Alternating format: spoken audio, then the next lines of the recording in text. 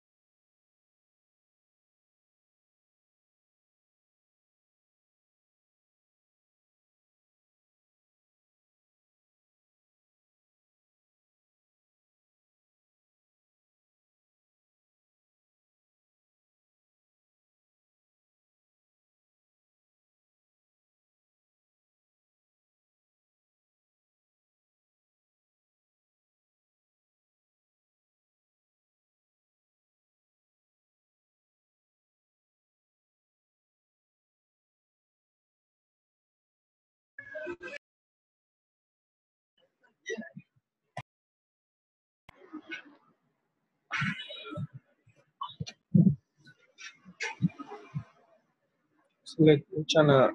Profe, no se le escucha nada, profe. En ese caso, ¿ahora sí? Sí, señor. Bueno, en ese caso, si termina en 1 o termina en S, estaríamos nosotros ubicados en la tabla periódica vista de frente, estaríamos ubicados a la izquierda de esa Si tabla. termina en 1 o en S. Si termina en 1 o en 2, míralo aquí, si termina en 1 o en 2, estamos ubicados a la izquierda de la tabla periódica, que es la zona de los metales. ¿De qué número a qué número? Son 1 con... o 2. 1 o 2. El exponente de la letra S. Pero resulta que también es probable que nosotros se nos dé la situación de trabajar con elementos cuya distribución sea en SP. No me alcanza el espacio, por eso voy a guardar. Perdón.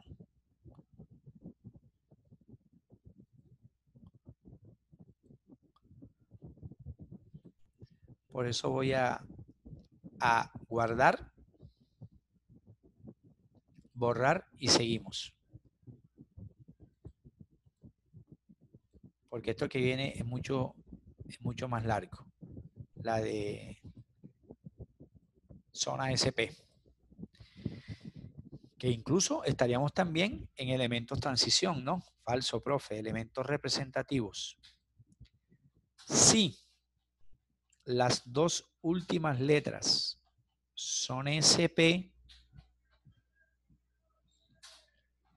allí sí se presentan 6 posibilidades diferentes para saber el grupo. ¿Por qué 6 y solo 6?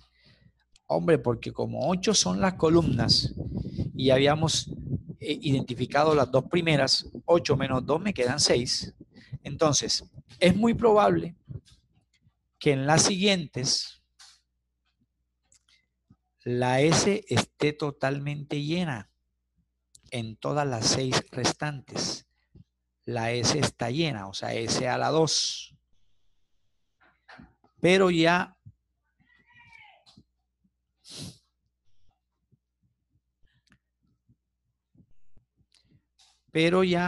con el subnivel P sucede lo siguiente.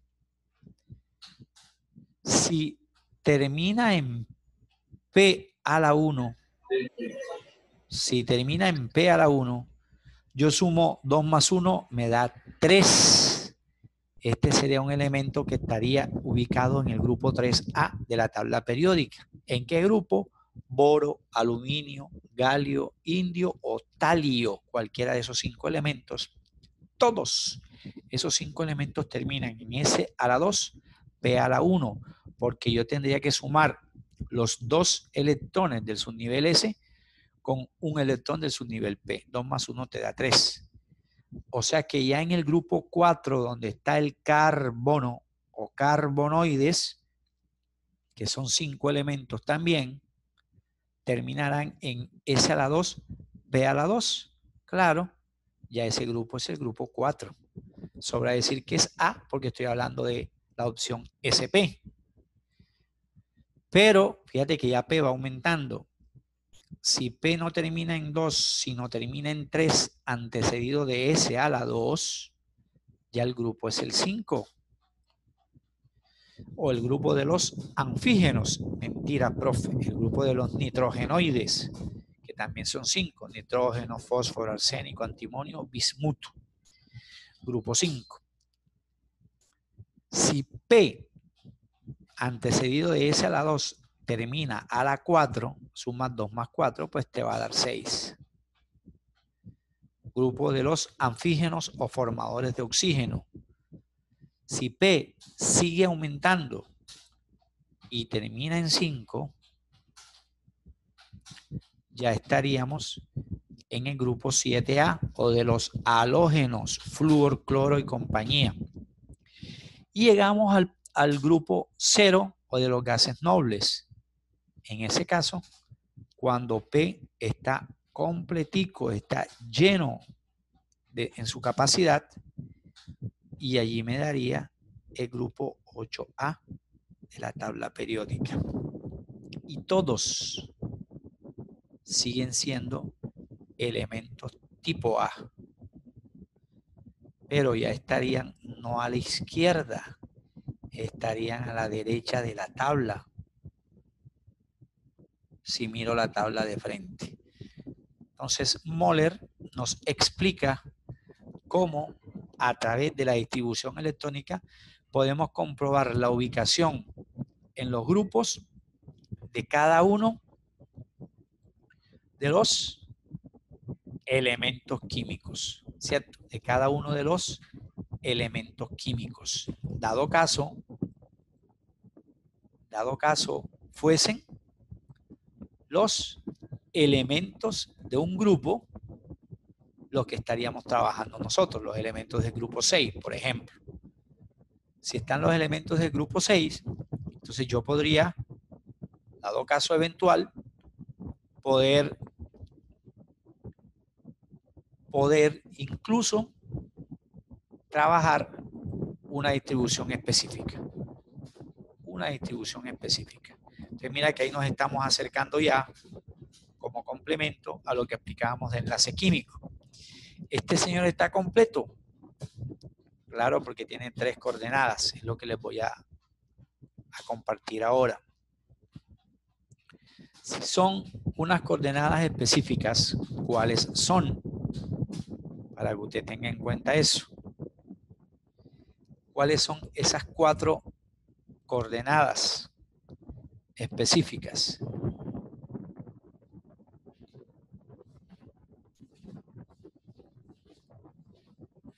Esas 4 coordenadas, dependiendo del subnivel, son las siguientes. Perdón, un segundito. Son las siguientes. Hay un número específico para cada, bueno, y esta vaina aquí, para cada función que nosotros queramos identificar. Por ejemplo, hayamos dicho que S tenía un máximo de electrones de 2, que P tiene un máximo de electrones que 6, que D tiene un máximo de electrones que 10, al igual que F también tiene una capacidad máxima superior a las 3 primeras y es 14. ¿Esos números qué significan? Esos números me indican cuántos electrones caben máximo en cada uno de esos subniveles. Pero como estamos hablando de un plano cartesiano, asumiendo matemáticas por aquella de la ubicación de los electrones, aunque son partículas extremadamente pequeñas, entendemos que cada una de esas coordenadas, o más bien cada uno de estos niveles, va a tener un número específico de coordenadas. Y llegamos a decir que los 2 electrones del subnivel S tienen una sola coordenada, que es ¿cuál?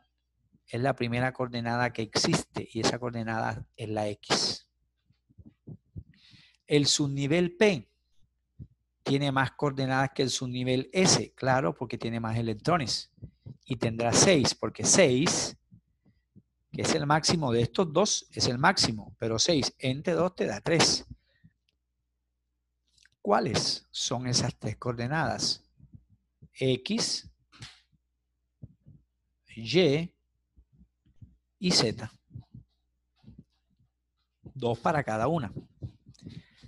Ya en el subnivel D, que sería máximo entre mínimo, 10 entre 2, te da un total de 5 coordenadas. ¿Y cuáles?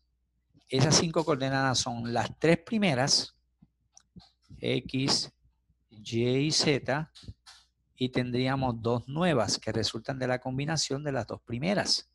Algo así como en biología cuando me mencionan los híbridos XY, XZ. ley de Mendel. Y llegamos al cuarto y último subnivel, por ahora. Hay más, pero esos son los 4 comunes, que es el subnivel F. Máximo 14, entre mínimo que es 2, te da 7. 7, las 5 primeras,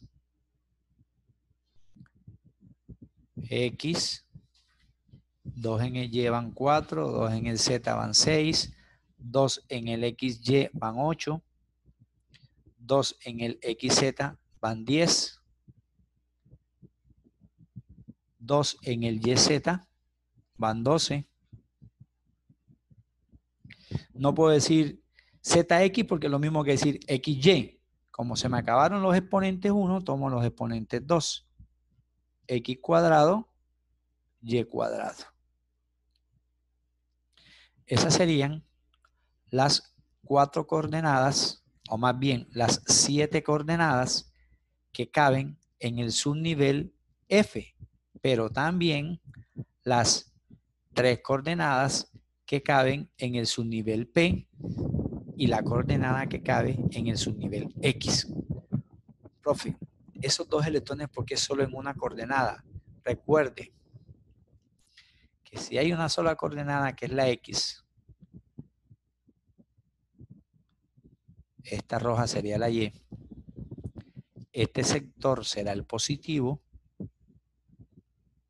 este sector será el negativo, pero recuerde, no podemos hablar de electrones positivos nunca. Entonces, para no cometer ese error, hablamos de derecha y hablamos de izquierda. 1 y 1 son 2 para X. Ya para Y existirían los 2 en el negro, los 2 en el rojo van 4 y los 2 en el moradito van 6. Míralo aquí. X, Y, Z. Y ya para el D serán mayores y para el F será mayor. ¿Ok? En ese sentido, Moller nos explica que, regresemos aquí a Paint, que si el elemento tiene una mayor cantidad de electrones, pues voy a necesitar un mayor número de subniveles y de niveles. Por ejemplo, si yo quiero demostrar por qué el número atómico 10 está en el lugar en el que se encuentra en la tabla periódica, ya no me alcanza, me queda menos de un minuto, lo retomamos en la clase de mañana. La clase de mañana nos toca a las 8, por favor, de 8 a 8:45. Mismo ID, mismo contraseña que usaron hoy. Significa que ya voy a necesitar más números, más letras, porque el número atómico es mayor, ya no es tan chiquitico como el que resolvimos aquí. Perdón. Ya no es tan chiquitico como el que resolvimos aquí, que sería este, el Z3. Entonces mañana trabajaremos más ejercicios que el que hicimos hoy y mañana vamos a usar todo esto que hemos recordado hoy, la general, la coordenada, la gráfica, cuántos ejes tiene un plano cartesiano sencillo, dónde está la tercera dimensión y demás, para al menos tener una referencia en cuanto a la ubicación